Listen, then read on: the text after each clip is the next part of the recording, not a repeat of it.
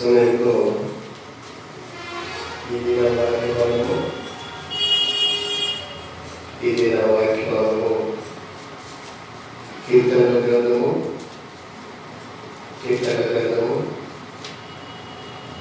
19వ కీర్తనల భాగము మొదటి నుండి 14 వచనాలు వాక్య భాగాన్ని ఒక రీతిగా మనం ధ్యానం చేద్దాం. అందరూ లేచి నిలబడి దేవుని వాక్యాన్ని వాక్య పఠనంగా చదువుకొని ఉంటున్నారు. ఒక వాక్యము నేను చదువుతుండగా మరొక వాక్య భాగాన్ని మీరు కూడా చదవాలి. చాలా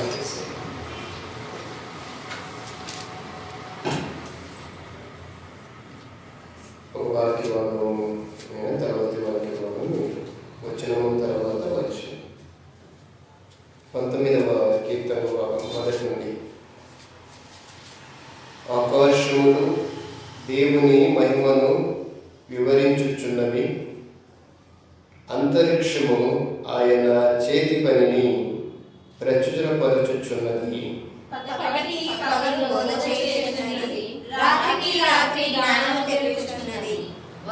వాటికి భాష లేదు, మాటలు లేవు, వాటి స్వరము వినబడదు.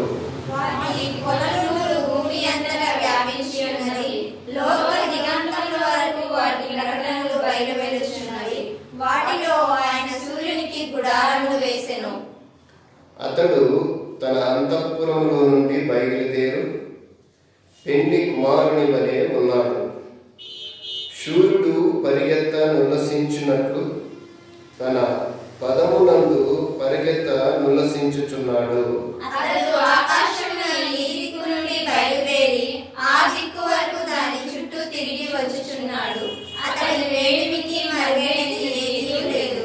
యెహోవా నియమించిన ధర్మశాస్త్రము యథార్థమైనది, అది ప్రాణమును తెప్పరిల్ల చేయును.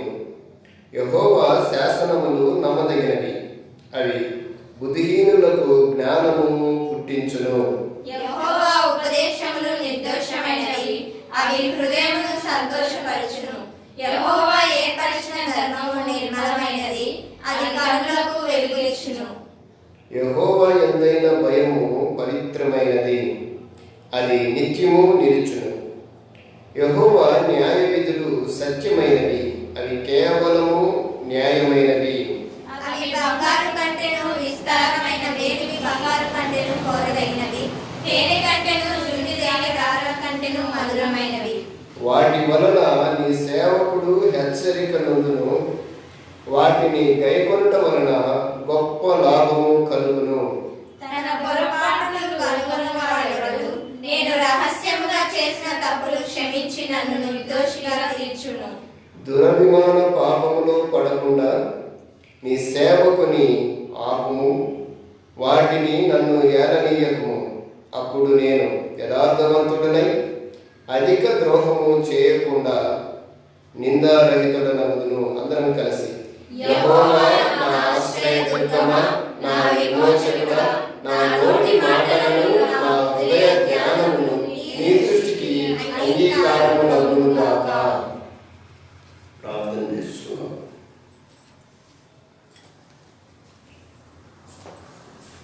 పరలోకమందున్న మా తండ్రి, పరిశుద్ధుడైన మా నాయన, మీ కుమారుడు మా రక్షకుడైన యేసు క్రీస్తు నామములో ఈ సత్యారాధన క్రమంలో ప్రభువా మేము ముందుకు నడుస్తూ ఉన్నాం. ఇంతవరకు ప్రార్థనలోను కీర్తనలు పాడుటలోను వాక్య పఠనాన్ని ధ్యానించుటలో మీరు మాకు తోడుగా ఉండి నడిపించారు. అందుని బట్టి మీకు స్తోత్రములు తండ్రి, స్తుతులు. మిమ్ములను ఆత్మతోనూ సత్యముతోనూ ఆరాధించుకున్నటకై మమ్ములను ఈ స్థలములకు మీరు చేర్పించినందుకు మీకు స్తోత్రములు. జరిగించబడిన కార్యక్రమం నిమిత్తమై తండ్రి మనం అయిపోతూ ఉన్నాం. జరగనయ్యున్న కార్యక్రమం కొరకు ప్రభువా మేము సిద్ధపడుతూ ఉన్నాము. మీరు మా యందు దృష్టి ఉంచండి. ఈ సమయం ముందు ప్రభువా మీరు మాతో మాట్లాడు మాటలను మాకు తెలియచేయండి. మీరు మాట్లాడుతూ ఉండగా మేము బలము పొందుటకు ఆత్మీయంగా ప్రభువా నీ నామ మహిమార్థమై మా జీవితాన్ని కొనసాగించుకున్నటకు ఈ భూమి మీద ప్రభువా మా జీవిత ప్రయాణంలో మేము పరదేశులము యాత్రికులమై ఉన్నామని ఎరిగి మీ చిత్తాన్ని అనుకూలించి నడుచుటకు మమ్మల్ని మీరు సిద్ధపరచండి. అంత మాత్రమే కాక ఈ భూమి మీద ప్రభువా మీరు మమ్మల్ని పిలిచిన పిలుపును బట్టి మీరు మా కొరకు ఏర్పాటు చేసిన పనిని బట్టి దానిని గుర్తెరిగి మీ కుమారుడైన యేసుక్రీస్తు యొక్క రాకడ కొరకు మమ్మలను మేము సిద్ధపరచుకుంటూ అనేకులకు ప్రభువా మేము క్రీస్తు ప్రభుని చూపిస్తూ అనేకులను సిద్ధపరచుటకు మమ్మల్ని మీరు సిద్ధపరచండి. అట్టి స్థితిని మాకు కలిగించండి. ప్రతి ఒక్కరికి ప్రభువా మీ కుమారుడైన యేసుక్రీస్తు వారిని చూపిస్తూ అనేకులను ప్రభువా ఆయన యొక్క రాజ్య నివాసులుగా చేయుటకు మమ్మల్ని అందరినీ మీరు ఆయత్తపరచండి. కృప చూపించండి ప్రభువా, సహాయం చేయండి.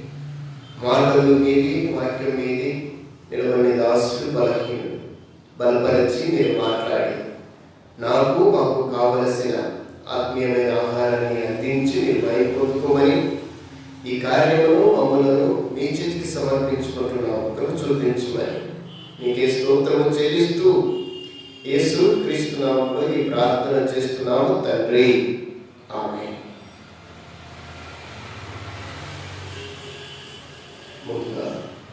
ముందుగా తండ్రి దేవునికి నా యొక్క స్తుతులు స్తోత్రములు చెల్లిస్తూ ఉన్నాను.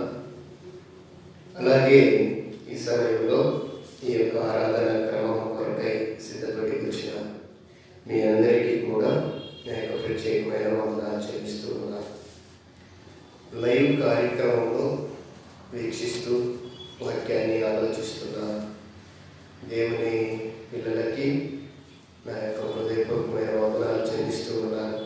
ఈ కార్యక్రమాన్ని వీక్షిస్తున్న మీరు మీ యొక్క వాక్య సంబంధమైన సలహాలు తెలియచేసి అనేకులకు ఈ వాక్యం చేరవేయలాగా మీకు అనుకూలమైనట్లయితే షేర్ చేసి ఈ పరిచర్యలో ప్రతి ఒక్కరూ పాలిభాగస్తులు కాగలరని మనం చేస్తూ ఈ దిన వాక్యము ముందుకు ఉంచడానికి ప్రయత్నం చేస్తూ ఉన్నాను. ఈ దినమందు ఒక ప్రాముఖ్యమైన వాక్య భాగము చేయడానికి నా మనస్సు కొంచెం ఇష్టపడుతూ ఉంది. ఈ దిన వాక్య భాగము మనకు సుపరిచితమైన వాక్య భాగమే. ఎందుకంటే బైబిల్లో మనము చదువుతూ ఉన్న ప్రతిదీ కూడా మనకు సుపరిచితమే. చదువుతూ ఉన్న వారికి దేవుని వాక్యము సుపరిచితం. అయితే చదవని వారికి ఇది కొత్తగా ఉండొచ్చును, కానీ దాదాపు క్రైస్తవులందరూ కూడా ఈ వాక్య భాగాన్ని విని ఉంటారు.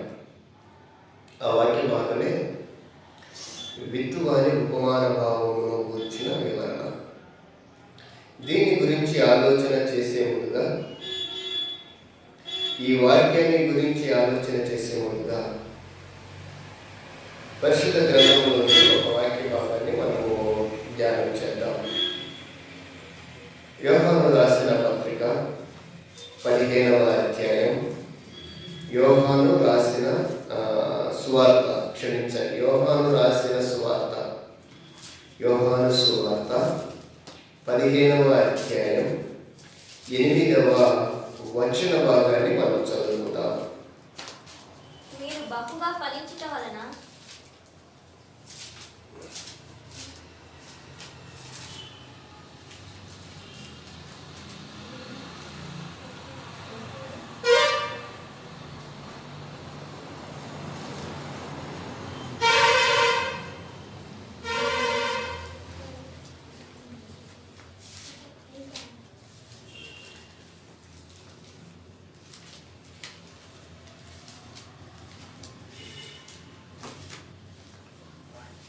మీరు బహుగా ఫలించుట వలన నా తండ్రి మహిమపరచబడును. నా తండ్రి మహిమపరచబడును. ఇందువలన మీరు నా శిష్యులగుదురు. మీరు బహుగా ఫలించుట వలన నా తండ్రి మహిమపరచబడును. బహుగా ఫలించటం వలన నా తండ్రి మహిమపరచబడును. బహుగా ఫలించటం వలన మీరు నా శిష్యులు అగుదురు. అంటే ఈ వాక్యం యొక్క ఆంతర్యాన్ని మనము ఆలోచన చేయాలి. యేసుక్రీస్తు ప్రభు వారు ఆ వాక్య సందర్భాన్ని గురించి మాట్లాడుతూ ఉన్నప్పుడు అందులో ఈ మాటను మనం ఆలోచన చేస్తే ఆయన యొక్క మనస్సులోని మాట, అనగా యేసుక్రీస్తు వారి యొక్క మనస్సులో ఉండబడిన మాటని తెలియజేస్తున్నాడు. ఇప్పుడు కొంతమంది మాట్లాడుతుంటే వారి మనసులో ఏదో తెలిసిపోతుంది. మనకి మాటలను బట్టి మనస్సులోనిది బయటపరచబడుతుంది. మన మనసులో ఏదైతే ఉందో, ఏదైతే దాగుతూ ఉందో దాన్ని మాటల ద్వారా మనము వ్యక్తపరుస్తాం, బయటపరుస్తాం. యేసుక్రీస్తు వారు మాట్లాడిన ఈ మాటలో తన ఆంతర్యములో ఉండబడిన దాన్ని బయలుపరిచాడు అంటే తెలియజేశాడు. తెలియజేసిన దానిని మనము ఏ విధంగా ఆలోచన చేస్తున్నాం?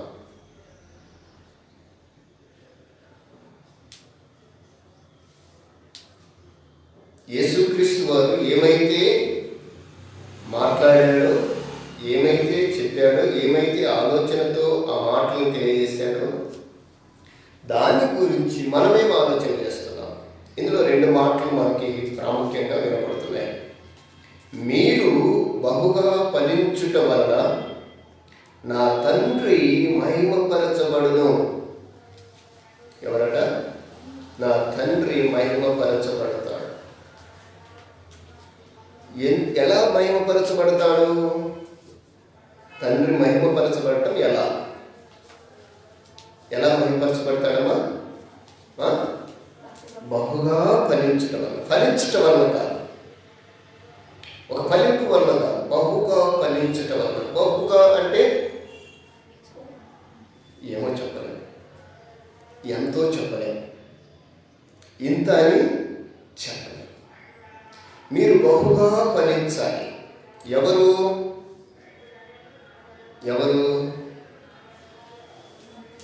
మనము అనుకుందాం. మనము అనగానే మనం ఇక్కడ ఏమని రాసుకున్నామంటే క్రైస్తవులము, లేక దేవుని పిల్లలము, లేక పిలువబడిన వారిని, లేక సంఘము,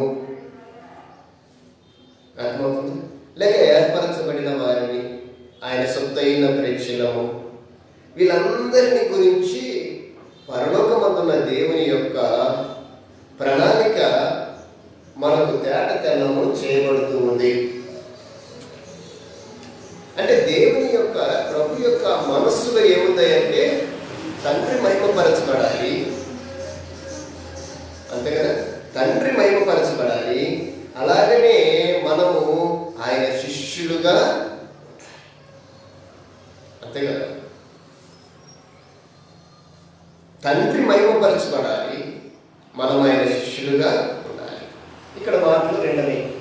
బహుగా ఫలించడం వల్ల అనే దాంట్లో మొదటిగా ఈ రెండు మాటలు ఏంటంటే తండ్రి మహిమపరచబడాలి, మనము ఆయన శిష్యులుగా ఉండాలి. ఆయన శిష్యులుగా ఉండాలి. ఇది ఆయన మనసు.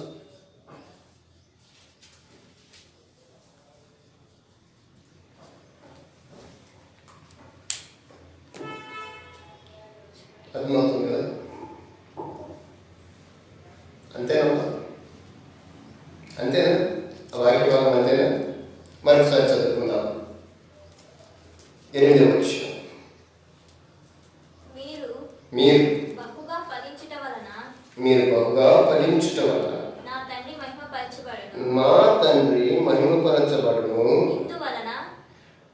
తండ్రి మహిమపరచబడితే అని రాయబడిన మాట అన్నమాట. అందువలన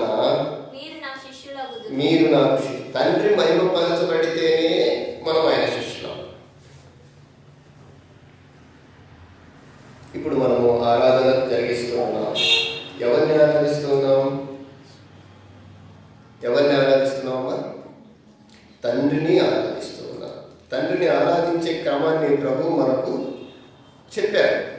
దేవుడు ఆత్మ కనుక ఆయన ఆరాధించువారు ఆత్మతోనూ సత్యముతోనూ ఆరాధించవలను, అట్టి వారు కావాలని ఆయన కోరుతున్నాడు. అట్టి వారు యథార్థముగా ఆరాధించాలి అని యోహాను సువార్త 4:23-24 తెలియజేశాడు. తనకు ఎలాంటి ఆరాధన అవసరం అనేది, ఎలాంటి ఆరాధన కోరుకుంటున్నాడో అక్కడ ఆయన తెలియజేశాడు. అయితే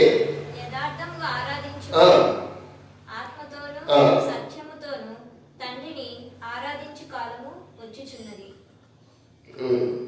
అది ఇప్పుడును వచ్చే ఉన్నది. తను ఆరాధించువారు అట్టివారే కావాలనని తండ్రి కోరుచున్నాడు. తనను ఆరాధించువారు అట్టివారు కావాలనని ఆయన కోరుకుంటున్నాడు.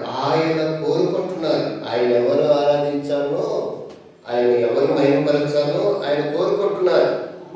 ఆయన కోరిక యథార్థముగా ఆరాధించాలి, ఆత్మతో సత్యముతో ఆరాధించాలి, ఆయనను స్తుతించాలి, ఆయనను మహిమపరచాలి.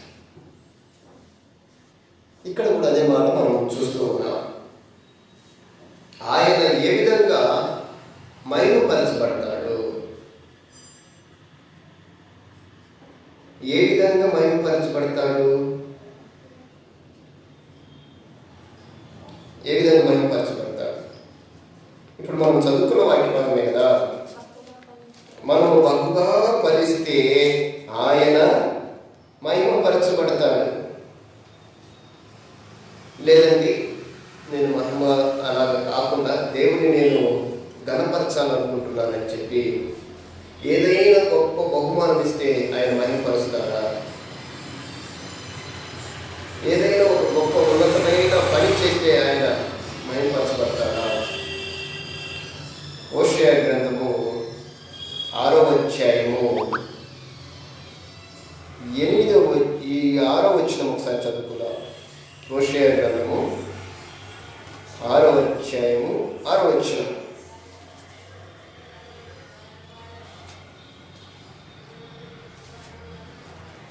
హోషేయ గ్రంథము 6వ అధ్యాయము 6వ వచనం చదవాలి. నేను బలిని కోరను గాని కనికరమునే కోరుచున్నాను.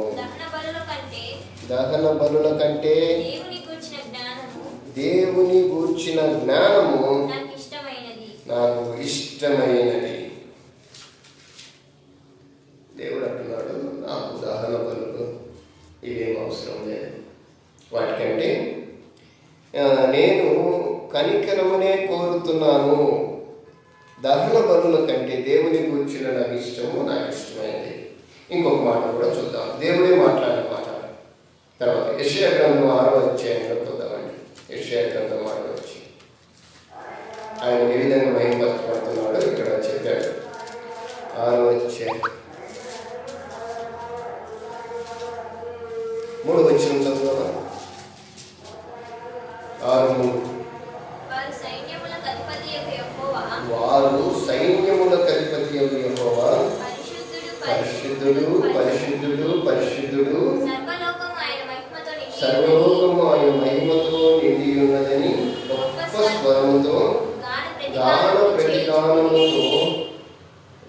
ప్రతిగానములు చేయుచుండిరి. వారి కంఠ స్వరము వలన గడప కమ్ముల పునాదులు కదులుచు మందిరము ధూపము చేత నిండిపోయెను. ఎవరు వీళ్ళు? దేవదూతలు దేవుణ్ణి ఆరాధిస్తూ ఉన్నారు, ఆయన మహిమపరుస్తున్నారు.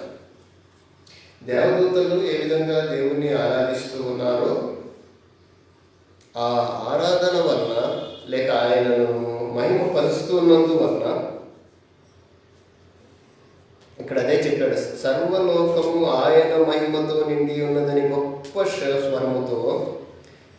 స్వరముతో గాన ప్రతిగానములు చేయుచుండి. వారి కంఠస్వరము వలన అంటే అక్కడ మహాదూతలు లేక శరావులు అని పిలువబడుతున్న వారు దేవుని ఆరాధించే క్రమాన్ని చూస్తూ ఉన్నాం. ఆయన ఏ విధంగా ఆరాధిస్తున్నారు? ఎందుకు ఈ విషయాన్ని మీకు నేను చెప్పడానికి ఇష్టపడుతున్నాను అంటే, ప్రస్తుత కాల క్రమంలో దేవుని ఆరాధించటము అంటే ఏదైనా ఒక గొప్ప కార్యం చేయటం అని కానీ, ఇంకొకటి చేయటం అని కానీ, ఇంకొకటి అని కానీ అనుకుంటున్నారు. దేవదూతలు ఏ విధంగా దేవుణ్ణి ఆరాధించారు? గొప్ప స్వరముతో. దేంతో? స్వరముతో. తర్వాత ఇక్కడేమనింది? కంఠస్వరముతో. గొప్ప స్వరముతో, కంఠస్వరముతో అని రాయబడింది. అంతేనా? వాళ్ళ వాళ్ళ స్వరం దేని వల్ల వచ్చింది ఆయన ఆరాధించడానికి? కంఠస్వరము. ఆ కంఠస్వరమే గొప్ప స్వరముగా ఉంది. ఆ గొప్ప స్వరం వలన ఆ యొక్క మందిరపు గడప పునాదులు కదిలినట్లుగా ఉంది. అంటే దేవుణ్ణి ఆరాధించే విషయంలో వారి యొక్క ఆ గడప యొక్క పునాదులు ధూమముతో నిండి ఉండేను. ఆ ఆరాధనతో నిండిపోయింది.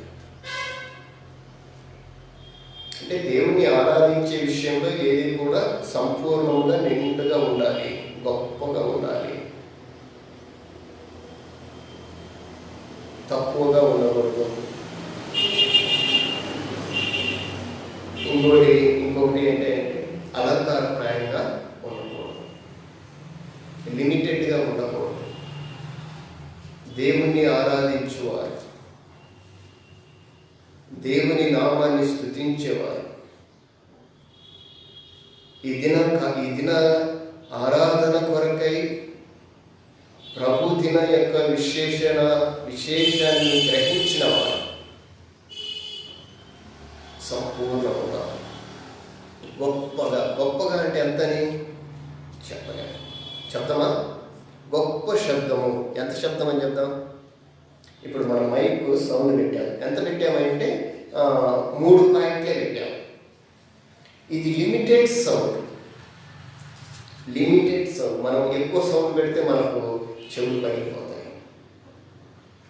ఎక్కువ సౌండ్. గొప్ప శబ్దం కావాలని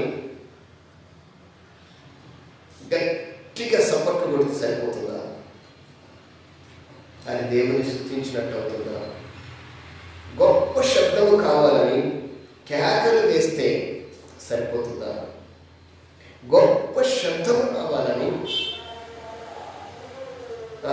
గంతులు వేస్తే లేక ఏమైనా చేస్తే సరిపోతుందా? ఎక్కడ కూడా దేవుడు ఆ స్థితిని చూపించలేదు మనకు బైబిల్లో. వారి కంఠస్వరం, ఇప్పుడు అందరము కలిసి పాడామనుకోండి, ఆ కంఠస్వరము వలన నాడు నిత్యము పరలోక పునాదులు కదులుతున్నట్లుగా మనం విన్నాం. మన కంఠస్వరం వలన మన యొక్క హృదయ బంధకము, హృదయ ద్వారము గౌనులు కదలాలి. అది ఆత్మీయతతో నిండాలి. అర్థమవుతుంది? ఇదంతా దేనికోసమను అంటే తండ్రి మహిమపరచబడాలి. యేసుక్రీస్తు ఈ లోకానికి వచ్చి తండ్రిని మహిమపరచాలి. ఆయన శిష్యులు తండ్రికి ఏమైతే చేయమని చెప్పాడో అదే చేశారు. యేసుక్రీస్తు ఏమైతే చెప్పాడో అదే చేశారు. మొదటి శతాబ్దపు క్రైస్తవులు కూడా యేసుక్రీస్తు ఏమి చెప్పాడో, శిష్యులు ఏమైతే చెప్పారో అదే చేశారు. వీరందరూ చేయడానికి కారణం ఎవరైనా తండ్రి.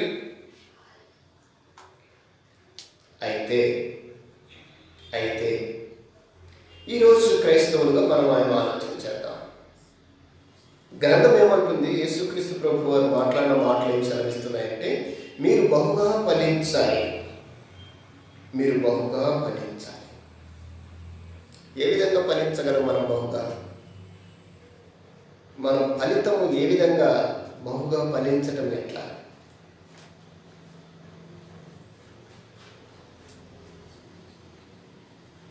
ఏ విధంగా మనం బహుగా ఫలించటానికి లేఖనం సెలవిస్తుంది, వాక్యం ఏమని సెలవిస్తుంది? ఒకడు ఆత్మీయంగా ఫలించాలి, కానీ బహుగా ఫలించాలి. ఆత్మీయంగా ఫలించటంలో ఉన్నదానికంటే కూడా బహుగా ఫలించటంలో ఉన్న ఆనందం వేరుగా ఉంది. లేదండి నాకు పరిధి ఇంతవరకే నేను ఫలిస్తాను, లేక పని చేస్తాను, లేక ప్రభువును కలిగి ఉంటాను అని లిమిట్ పెట్టుకుంటే అది ఫలింపు కాదు. ఒకవేళ ఉంటే కావచ్చు, కానీ దేవుడు అది కోరుకోవడం లేదు. కానీ బహుగా ఫలించాలి. బహుగా అనే దానికి లెక్క అనేది లేదు అని మనమే చెప్పుకుంటున్నాం. అలాగా ఉంటేనే తండ్రి మహిమపరచబడతాడు. అలాగా ఉంటేనే మనము ఆయన శిష్యులం అవుతాం. ఇది ఆయన మనస్సు. ముందుగా ఆయన శిష్యులు ఎవరనేది మీకు నేను తెలియజేశాను. శిష్యులు అనగా ఎవరో తెలియజేశాను కదా, గుర్తుందా మీకు? ఎవరు శిష్యులు? ఎవరు శిష్యులు? యేసుక్రీస్తు ప్రభు వారు శిష్యులకు చెప్పాడు. ఆయన ఏర్పరచుకున్న శిష్యులతో చెప్పాడు. ఆయన ఏర్పరచుకున్న శిష్యులతో చెప్పాడు. బాగా వినాలి ఈ మాట. ఏమని? మత్తయి సువార్త 28వ అధ్యాయం 19వ వచనం. 28వ అధ్యాయం 19వ వచనం మత్తయి రాసిన సువార్త. కాబట్టి మీరు వెళ్ళి ఆయన శిష్యులతో చెబుతున్న మాటలు ఇవి. మీరు వెళ్ళి సమస్త జనులను శిష్యులుగా చేయండి. చాలు. యేసుక్రీస్తు చెప్తున్న మాటలు శిష్యులతో సమస్త జనులను శిష్యులుగా చేయాలి. ఎవరిని చేయాలంటమ్మా? ఎవరిని? సమస్త జనులు. ఇప్పుడు మనం ఆలోచన చేద్దాం. యేసుక్రీస్తు ప్రభు ఏమన్నాడు? మీరు అన్నాడు. మీరు అంటే మనం ఏమన్నాము? మనము అనుకున్నాం. మీరు అనే మాట బహువచనం, సమస్త జనులను గూర్చిన మాట. సమస్త జనులను గూర్చిన మాట. మీరు సమస్త జనులను శిష్యులుగా చేయండి. జనులు అనే దానికి అర్థం ఏంటంటే అందరినీ, సర్వమానవాళిని. మనం ఏం చేయాలని, వాళ్ళు ఏం చేయాలని ప్రభు చెప్పాడు? శిష్యులుగా చేయాలి. ఎందుకు ఈ మాట అన్నాడు అంటే ఆ శిష్యుల్లో దాగి ఉన్న ఆంతర్యం అది. ఎవరు శిష్యులు అంటే సమస్త జనులు. సమస్త జనులలో శిష్యులు ఎవరనేది మనం ఆలోచన చేస్తే, ఎందుకు ఈ విషయాలు చెప్తున్నారంటే శిష్యులు అనే పదాన్ని దాటుకుంటే కానీ మన వాక్యంలోకి వెళ్ళాం. అపోస్తల కార్యం 11:26 వచ్చిన అక్కడ రాయాలి ఎవరు ఆ శిష్యులు అనేది. అపోస్తల కార్యంలో 11:26 వచ్చిన వారు కలిసి సంవత్సరమంతయు సంఘములో ఉండి బహుజనులకు. జాగ్రత్త వినాలి. ఇక్కడ మనం వినాల్సిన మాట ఏంటంటే బహుజనులకు వాక్యము బోధించి. వాక్యము ఎవరికి బోధించారు? బహుజనులకు వాక్యము బోధించి మొట్టమొదట అంతికయలో శిష్యులు క్రైస్తవులనబడిరి. శిష్యులు అంటే ఎవరు? ఇప్పుడు చెప్పండి, ఎవరండి? అంటే దేవుని మనసులో ఎవరున్నారు? యేసుక్రీస్తు గారి యొక్క మనసులో ఎవరున్నారని? శిష్యులు ఉన్నారు. ఆ శిష్యులు ఎవరంటే క్రైస్తవులు. బైబిల్ అంటుంది ఒకడు క్రైస్తవుడైనందుకు సిగ్గుపడక అని. మూడు సార్లు ఈ మాట రాయబడి ఉంటుంది, క్రైస్తవుడు అనే మాట. ఒకడు క్రైస్తవుడైనందుకు సిగ్గుపడ. ఈరోజు క్రైస్తవుడు అని చెప్పుకోవడానికి సిగ్గుపడుతున్నారు. మేము క్రీస్తు వారిని అని చెప్పుకోవడానికి సిగ్గుపడుతున్నారు. మేము క్రీస్తు యొక్క రక్తముతో కడగబడిన వారిని అని చెప్పుకోవడానికి సిగ్గుపడుతున్నారు. అలా ఉండటం వల్ల మనం శిష్యులం అవుతామా? అలా ఉండటం వల్ల తండ్రి మహిమపరచబడతారా? అలా ఉంటూ నేను దేవుని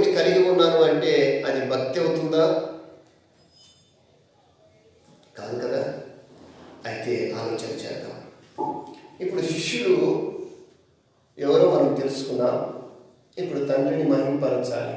ఏ విధంగా? బహుగా ఫలించాలి. ఎవరు బహుగా ఫలిస్తారు? యేసుక్రీస్తు ప్రభువారు ఒక ఉపమాన భావం చెప్పారు. ఒక ఉపమాన భావం మనము ఈరోజు ధ్యానం చేసుకున్నాం. ఆ ఉపమాన భావంలో లూకా సువార్తలో 8వ అధ్యాయంలో రాయబడి ఉంది.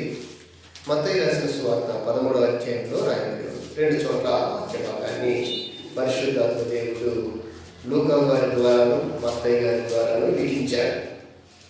ఇరువురు చాలా క్లుప్తంగా దాన్ని స్పష్టంగా మనకు తెలియజేశారు. ఇరువురు కూడా చాలా స్పష్టంగా దాన్ని మనకు తెలియజేశారు. చూద్దాం. మీకు తెలుసునను అని చెప్పిన మాట ఇదే. మనం ఏమనుకుంటున్నామంటే బహుగా ఫలించుట. ఎవరు బహుగా ఫలిస్తారు? ఇప్పుడు మనలో 4 రకాల కేటగిరీలు ఉన్నాయి. ఎవరిలో? ప్రజలలో ఎలాంటి కేటగిరీలు ఉన్నాయమ్మా? ఇప్పుడు చూడండి, నేను చెప్తాను. 4 రకాల కేటగిరీలు అని చెప్పేదానికంటే ముందు వాక్యాన్ని చదువుతాను. 6వ అధ్యాయం మత్తయి సువార్త 13వ అధ్యాయం. మత్తయి సువార్త 13వ అధ్యాయం 3 నుంచి ఆయన వారిని చూచి 9 వచ్చిన చదువుతాం. ఆయన వారిని చూచి చాలా సంగతులను ఉపమాన రీతిగా చెప్పెను. ఎట్లనగా ఇదిగో విత్తువాడు విత్తుటకు బయలువెళ్ళెను. వాడు విత్తుచూ ఉండగా కొన్ని విత్తనములు త్రోవ పక్కన పడెను. పక్షులు వచ్చి వాటిని నిండి వేసెను.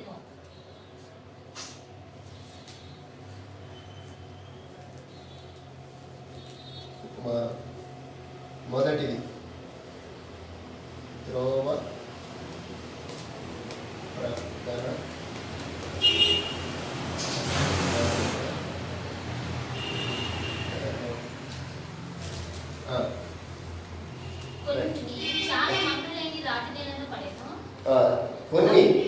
కొన్ని మన్ను లేని రాతి నేలను పడెను.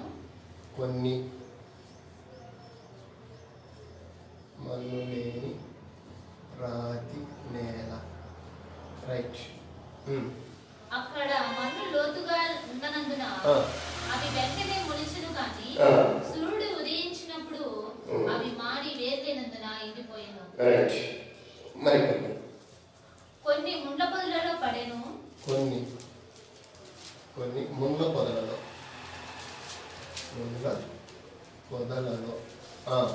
ముండ్ల పొదలు ఎదిగి వాటిని అణిచి వేసెను. కొన్ని మంచి నేలను పడి మంచి నేలలో పడ్డాయి. ఒకటి 100 ఒకటి 60 ఒకటి 30 ఫలించెను. చెవులు గలవాడు వినుగాక అని చెప్పిన. రైట్. ఇప్పుడు లూకా సువార్తలోకి వద్దాం.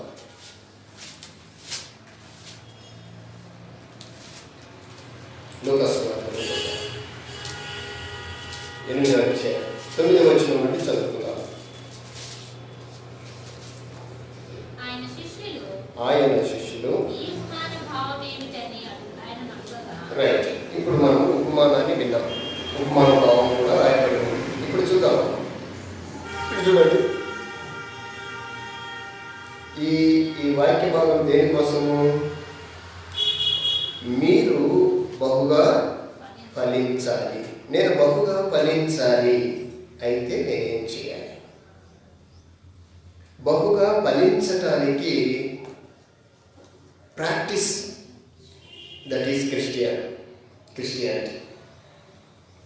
నేను బహుగా ఫలించాలి అంటే నేనేం చేయాలి?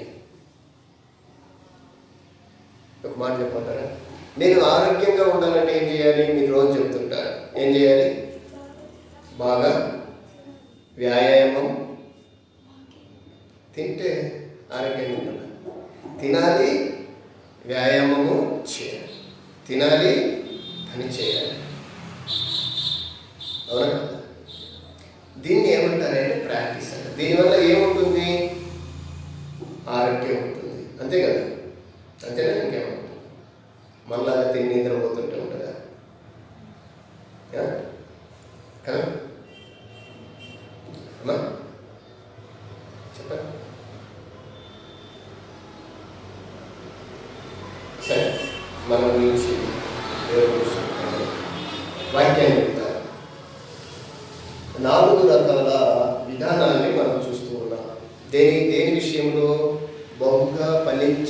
విషయంలో 4 కేటగిరీలను మనం గమనిస్తూ ఉన్నాం. ఇది విత్తు అనే ఉపమానభావంలో మనకు స్పష్టంగా కనపడుతుంది. ఇది జాగ్రత్తగా మీరు వినాలి. విత్తు అనే ఉపమానభావం నాకు ఏం తెలియజేస్తుంది అంటే, ఏం తెలియజేస్తుంది అంటే, నేను బహుగా ఫలిస్తున్నానా లేక ఫలించటం లేదా అనేది తెలియజేస్తుంది. ఎందుకంటే నేను బహుగా ఫలిస్తేనే నా తండ్రి పరచబడతాడు. అంటే నేను బహుగా ఫలిస్తేనే దేవుణ్ణి నేను ఆరాధించినట్టు. ఇప్పుడు మనం అందరం మందిరానికి వెళ్తాం దేవుణ్ణి ఆరాధించడానికి, అంతేనా కదా? కొంతమంది దేవుని దగ్గర ఏదో తెచ్చుకోవడానికి వెళ్తారు, అంతే కదా? ఇప్పుడు అందరూ ముందుకి దేనికేంటే దేవుని ఏదో ఒకటి కోరుకోవడానికి. ఎప్పుడు ఆయనను కోరుకోవటానికి వెళ్తారు, కానీ ఆయన ఆరాధించడానికి మనం వస్తున్నాం ఇక్కడికి. ఆ తలంపుతోటే వస్తూ ఉన్నాం. ఆయనను ఆరాధించాలి అంటే నాకు ఉండాల్సిన అర్హత ఏంటో తెలిసిన, నేను ఫలించాలి. నేను ఫలిస్తేనే ఆయన ఆరాధించగలను. ఫలించకుండా నేను ఆరాధించడానికి యోగ్యత నాకు రాదు. ఫలించకుండా నేను ఆయన శిష్యుని కూడా. ఆ ఫలింపు ఎలా ఉండాలి? బహుగా ఉండాలి. ఇది మనం గుర్తుపెట్టుకోవాలి. నేను బహుగా ఫలిస్తేనే ఆయన ఆరాధించగలడానికి సంపూర్ణ యోగ్యత కలిగిన వాడిని.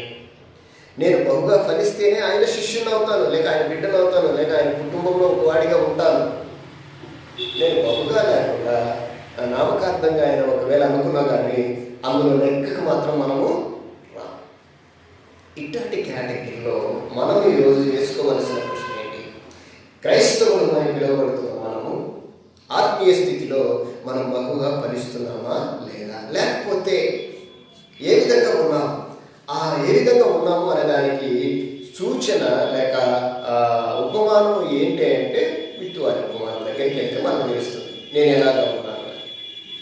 విత్తు అనే ఉపమానంలో 4 కేటగిరీలు కలిగిన ప్రదేశాలు మనం చూస్తూ ఉన్నాం. విత్తువాడు విత్తుటకు బయలువెళ్ళాడు, విత్తనములు విత్తుటకు బయలువెళ్ళాడు. విత్తనము ఏంటి? విత్తనము అంటుంటే మనం ఏమనుకుంటున్నామా అంటే, ఏంటమ్మా విత్తనం అంటే ఏంటి? ఎక్కడుంది? లూకా సువార్త 8వ అధ్యాయం. లూకా సువార్త 8వ అధ్యాయం 11వ వచనం.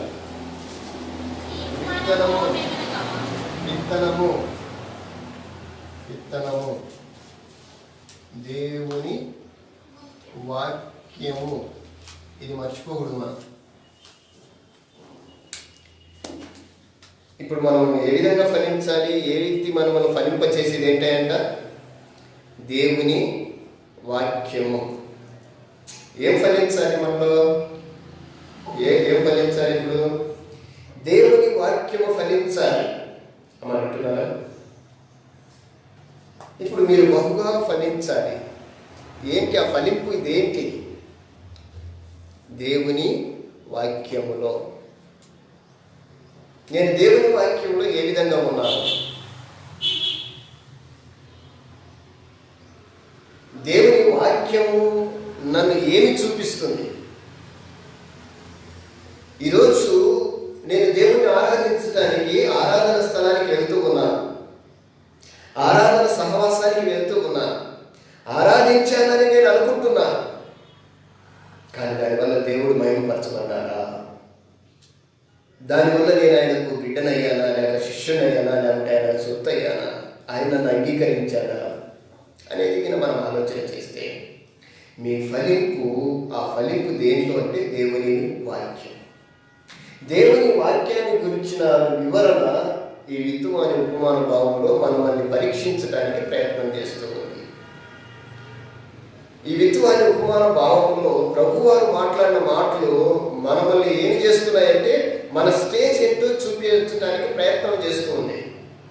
నా ఫలింపు ఏ స్టేజ్లో ఉంది అనేది చూపించడానికి ప్రయత్నం చేస్తుంది. అంతేనంటారమ్మా? ఏమా అంతేనా?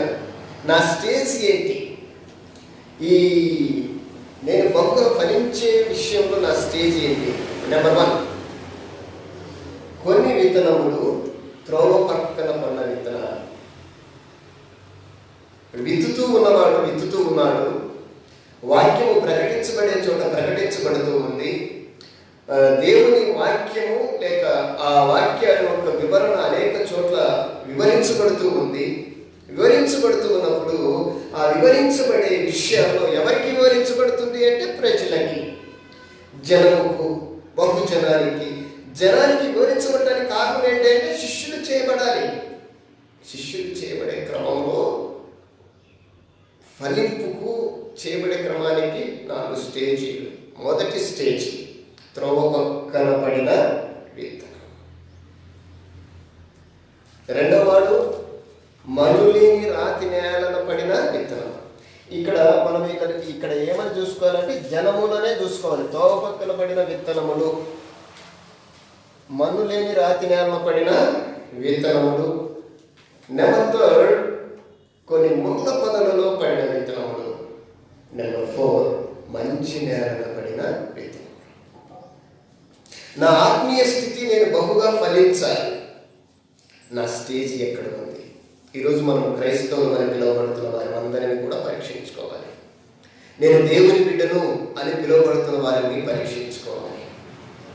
నేను దేవుని సొత్తు అని పిలువబడుతున్న వారిని పరీక్షించుకోవాలి. గర్వంగా, గౌరవార్థంగా, అనేకులు ప్రశంసించే విధంగా మనం ఒకసారి ఆలోచన చేయగలిగితే నిజంగా మనం దేవుని పిల్లలైతే మంచిది. బహుగా ఫలిస్తే మంచిది. దేవుడు కోరుకునేది అదే, మీరు బహుగా ఫలించాలి. అయితే పరిస్థితులు ఏమైపోతున్నాయి? వాక్యము విషయంలో మన యొక్క ఆత్మీయ జీవితం ఏమైపోతుంది అని నేను ఆలోచన చేస్తే త్వరగా చదువుదాం. ఈ 4 స్టేజీల గురించి దేవుడే మనకు రెఫరెన్స్ తెలియజేశాడు. ఎవరు త్రోవపక్కబడిన విత్తనాలు? ఎవరంట చూడండి.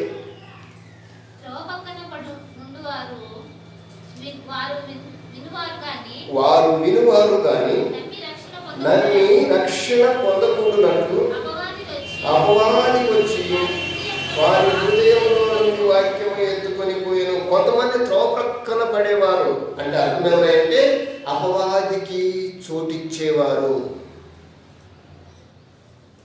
వారు కూడా ఫలించాలనుకుంటారు. ఎవరు? త్రోవ ప్రక్కన ఉండేవారు. అయితే వాళ్ళు ఫలిస్తారా? త్రోవ పక్క పడ్డ వాడు ఫలిస్తున్నాడంటే లేదు. వాడు అపవాదికి చోటు ఇచ్చాడు.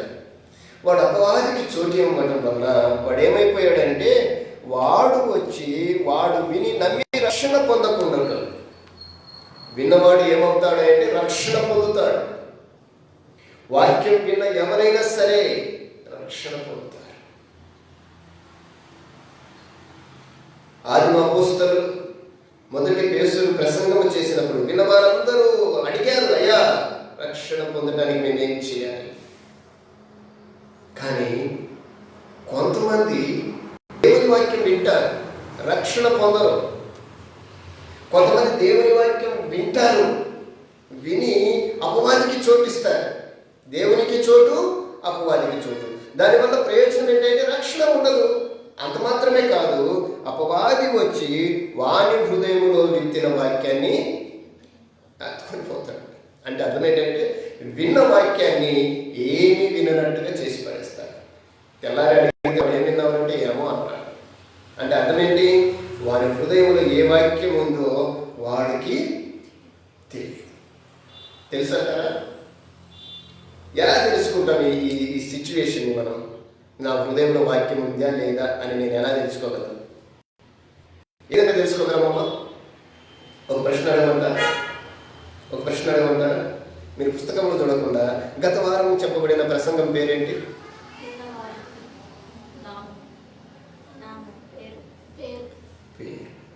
అంటే నా హృదయంలో వాక్యం ఉందా లేదా అని నేను ప్రశ్నించుకుంటే నేను ఎవరిని కాను?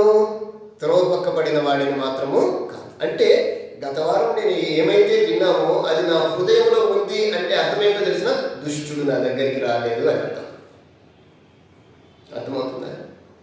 వినినది హృదయంలో ఉండటం వలన దాన్ని భద్రపరుచుకుంటున్నామంటే మనం రక్షణలో ముందుకు వెళ్తున్నాము అని అర్థం. ఒకవేళ లేదు అనుకోండి, మనం ఎవరిని? త్రోవ పక్కన పడిన వాడి. త్రోవ పక్కన పడిన వాడికి ఏముండదు? ఫలింపు ఉండదు. అంటే వాడు ఎప్పుడు కూడా ఫెయిలే. ఫలించటం అనేది ఫాల్స్, ఫలింపు లేకపోవడం అనేది ఫెయిల్.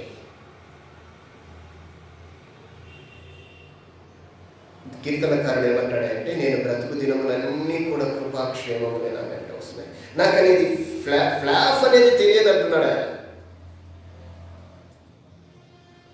కీర్తనకారుడు అయిన దావీదు గారు.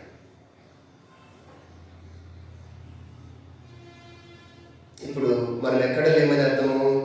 త్రోవ పక్కన పడిన విత్తనములుగా మనము లేము. సెకండ్ వన్ ఎవరు? రాతి నేలలో పడిన విత్తనాలు. చూద్దాం 13 వచనం చదవండి. రాతి నేలలో వారెవరనగా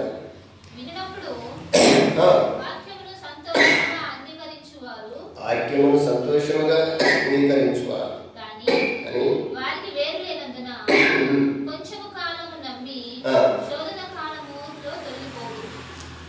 వీళ్ళు కొంత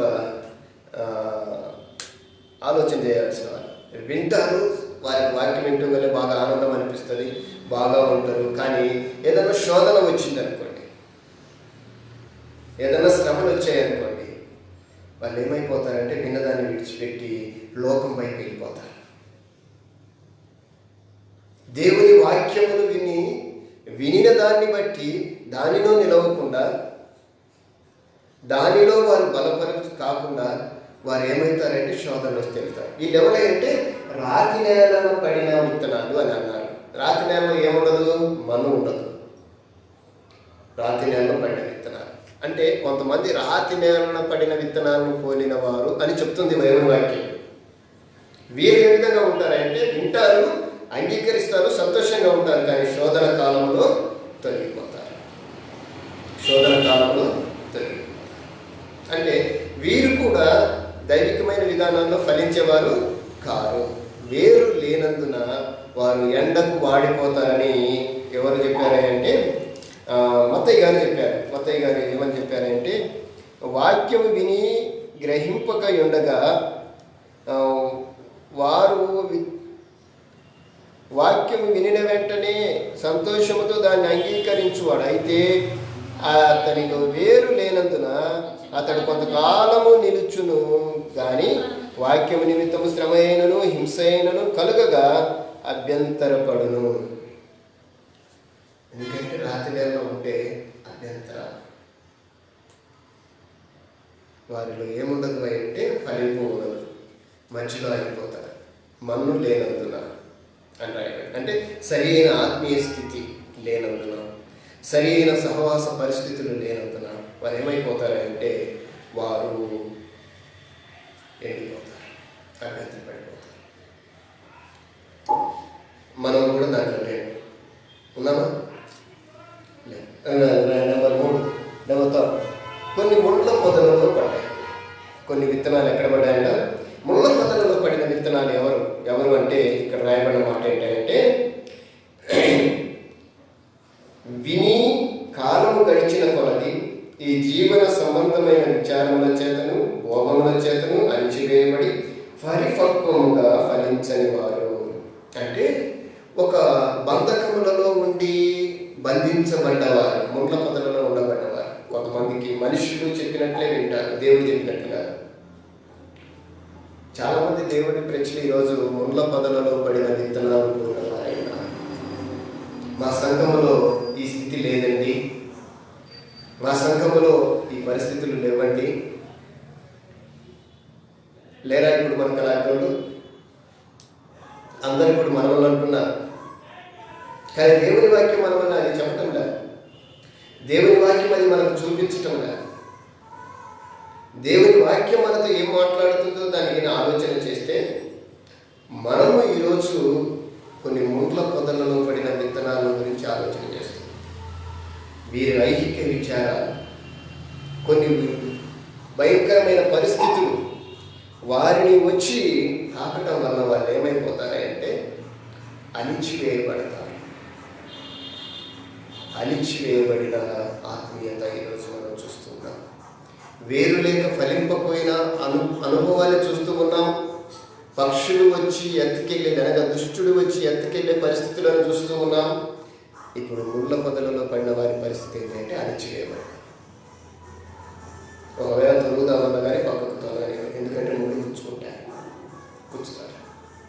కొంతమంది కొన్ని విషయాలు కట్టుబడి ఉంటారు. వారు ఎంత చెప్పినా బయటికి రాదు.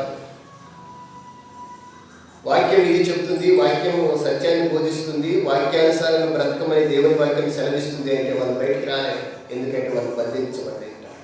ముండ్ల పొదలతో అణచబడిన వారిలో ఏముండదు, ఫలింపనేది ఉండదు. ఇక 4th వన్, ఇదే మనకు ఆలోచించదగిన వాక్యం. మంచి నేలను పడిన వారు, చదవండి.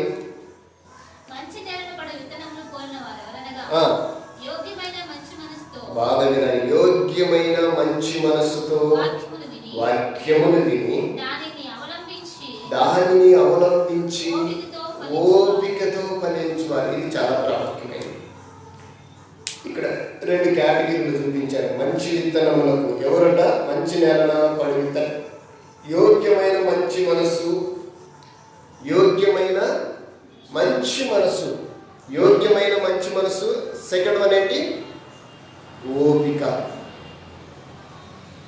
మంచి నేలలో పడిన విత్తనాలు అంటే వాక్యాన్ని వాక్యంగా, లేఖనాన్ని లేఖనంగా, ప్రభు వారు ఏమైతే చెప్పాడో దాని ప్రకారమే నడుచుకుంటూ, లేఖనాన్ని బట్టి నడుస్తూ, వాక్యానుసారంగా బ్రతుకుతూ ఉన్నవారు వారు ఏమై ఉంటారండి? యోగ్యమైన మంచి మనస్సు. చాలా చాలా ప్రాముఖ్యమైన మాట. యోగ్యమైన అనేది చాలా ప్రాముఖ్యమైనది. ఇక్కడ రెండవది మంచి మనసు గురించి ఆలోచన. యోగ్యమైన, దేవునికి యోగ్యుడువా? బైబిల్ అంటుంది దేవుని ఎదుట యోగ్యునిగాను అని రాయబడింది. నువ్వు దేవుని ఎదుట నిలబడాలంటే యోగ్యునిగా ఉండాలి, ఎన్నిక చేయబడేవాడిగా ఉండాలి. నువ్వు ఎలక్టెడ్గా, నువ్వు ఆయన కొరకు సిద్ధపడిన వాడిగా ఉండాలి, ఏర్పాటు చేసుకున్న వాడిగా నువ్వు ఉండాలి. యోగ్యత, అది ఒక యోగ్యత. దేవుని ఎదుట నిలబడటం, దేవునిలో ఉండటం, దేవుని కొరకు నేను బ్రతకటం అనేది ఒక యోగ్యత. అదే దాని ఒక యోగం. యోగ్యమైన మంచి మనసు, మంచి మనసు.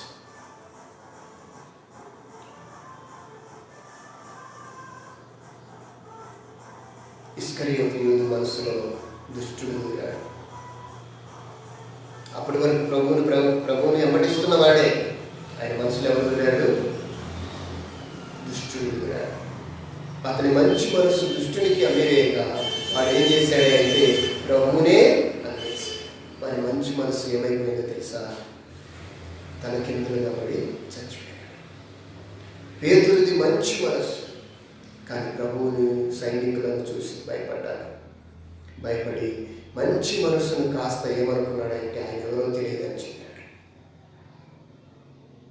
కొన్నిసార్లు మన మంచి మనసుకు తగు విధమైన శోధనలు కలుగుతాయి, కానీ వాటిని నిలబెట్టుకోవాలి. స్టెఫెన్ ఉన్నాడు, మంచి మనసు కలిగిన వాడు. దేవుని వాక్యాన్ని ఉన్నట్టుగా ప్రకటించాడు. ప్రాణం పోతున్నప్పటికీ కూడా తన యొక్క మనసాక్షిని, మంచి మనసును వదులుకున్నవాడు కాదు.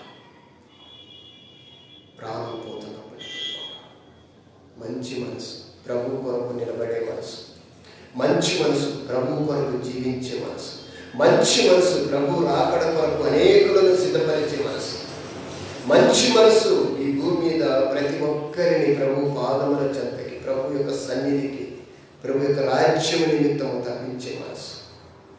మంచి మనసు మనకు కావాలి, మంచి మనసు కావాలి. అలాగనే ఇంకేం కావాలి? బహుగా ఫలించటానికి నువ్వు 100% ఫలించాలి. 100% నువ్వు ఫాస్ట్గా కావాలి, ఇంకా అడ్డు ఆపకూడదు. 100కు 200 అన్నట్లుగా బహుగా ఫలించాలి. అయితే ఏం కావాలి? యోగ్యమైన మంచి మనసు. సెకండ్ వన్ ఓపిక.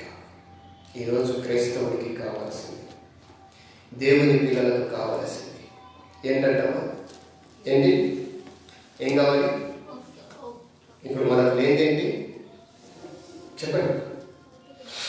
మనకు లేనిది ఓపిక, కావలసింది ఓపిక. ఇవన్నీ ఫలించవు కానీ, ఇవన్నీ ఫలించలేదు కానీ ఇది మాత్రము 100కు 100% ఫలించింది. ఎందుకో తెలిసిన? యోగ్యమైన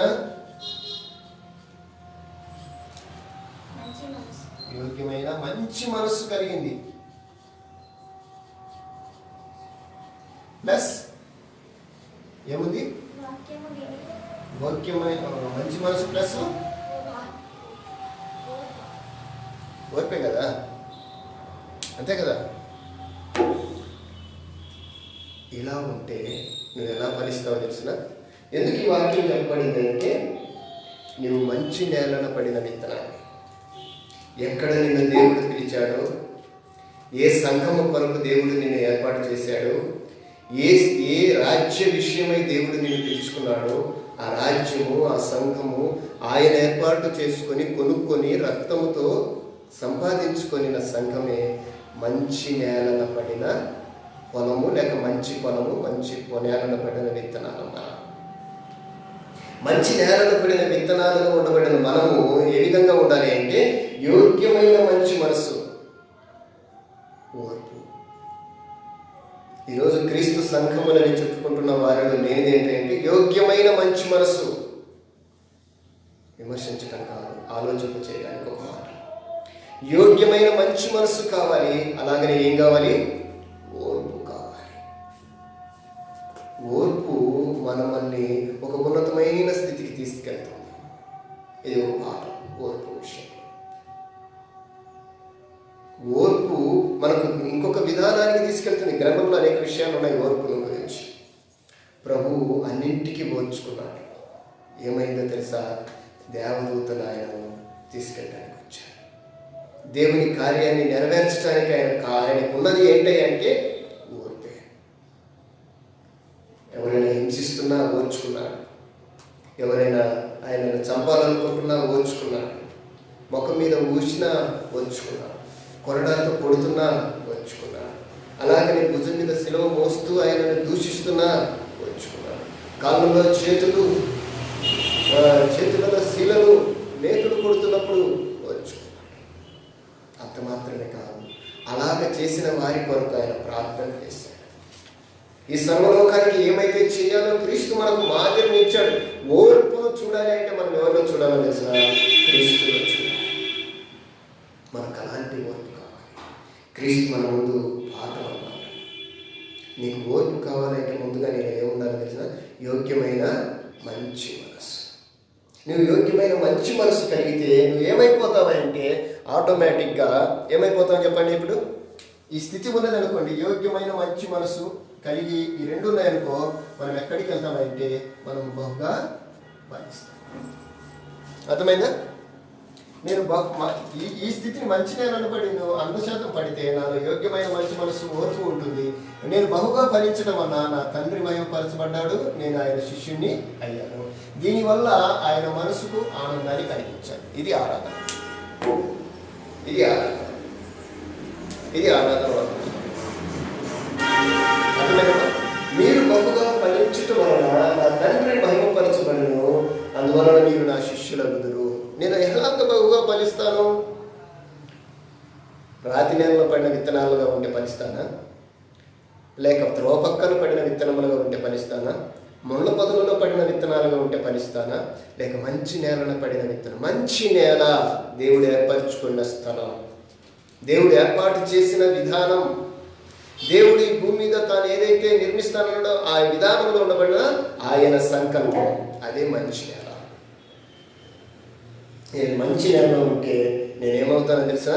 బహుగా ఫలిస్తాను. అంతేనే కదా? మంచి నేలలో ఉంటేనే బహుగా ఫలిస్తాను. నేను బహుగా ఫలిస్తే లాభం ఏంటి? తండ్రి మహిమపరచబడతాడు, నేను ఆయన శిష్యుని అవుతాను. ఈరోజు తండ్రిని ఆరాధించడానికి వచ్చిన మనం ఆయన మహిమపరుస్తున్నామా? ఆయన మహిమపరిస్తే ఆ మహిమ ద్వారా ఆయన శిష్యుడు అవుతాం. మహిమపరచకుండా ఆయన శిష్యులం కానీ మనం ఏమండి? ఐఏఎస్ పాస్ కాకుండా కలెక్టర్లు అవుతామా? ఏమా అవుతాం? ఐఏఎస్ పాస్ కావాలంటే ఆషమాష కాదు కదా. నేను కలెక్టర్ను కావాలి అనేది నీ ఉద్దేశం అయితే, దైవిక విధానంలో నేను మీతో చెప్తున్న మాట తెలుసు, నేను క్రైస్తవుని కావాలి. నేను క్రైస్తవుని కావాలి అంటే నా తండ్రి మహిమపరచబడాలి. నా తండ్రి మహిమ అంటే అర్థం ఏంటో తెలిసిన, నేను కలెక్టర్కి ఐఏఎస్ పాస్ కావాలి, అప్పుడు నేను కలెక్టర్. నా తండ్రి మహిమపరచబడితే నేను శిష్యుని అవుతాను. నేను ఐఏఎస్ పాస్ అవ్వాలన్నా, కలెక్టర్ని కావాలన్నా నేను ముందు ఏం చేయాలి? బహుగా ఫలించాలి. అంటే అర్థం ఏంటో చెప్పమంటారు మన భాషలో? బాగా చదవాలి. బాగా చదివితే ఐఏఎస్ పాస్ అవుతాను. ఐఏఎస్ పాస్ అవుతే కలెక్టర్. అర్థమవుతుందమ్మా? ఇది మన యొక్క కనుక వాక్యాన్ని శ్రద్ధగా మీకు ప్రత్యేకమైన వందనాలు చెల్లిస్తూ ఉన్నా. చక్కగా మీ అందరికీ నా యొక్క వందనాలు చెల్లిస్తూ చిన్న ప్రార్థన చేసుకుందాం. పరిశుద్ధుడైన తండ్రి, నీకు స్తోత్రాలు. చెప్పబడిన మీ మాటలను బట్టి ప్రభువా మమ్మల్ని మేము జ్ఞాపకం చేసుకుంటూ ఉన్నాం. వాక్యాన్ని మీరు దీవించండి, ఆశీర్వదించండి. విత్తబడిన మీ మాటలను బట్టి ప్రభువా మమ్మల్ని మేము పరీక్షించుకుంటూ నీ చిత్తాన్ని బట్టి ముందు కొనసాగే వాక్యం దయచేయండి. వాక్యాన్ని ప్రకారంగా ప్రభువా మేము ఫలించుటకు, బహుగా ఫలించుటకు సహాయం చేయండి. కృప చూపించమని ఘనత మహిమ ప్రభువాన్ని మీకు ఆరాధించుకుంటూ విత్తబడిన నీ మాట మా హృదయంలో ఫలించి అభివృద్ధి చెందినట్లుగా కృప చూపించమని యేసుక్రీస్తు నామముతో ప్రార్థిస్తున్నాము తండ్రి.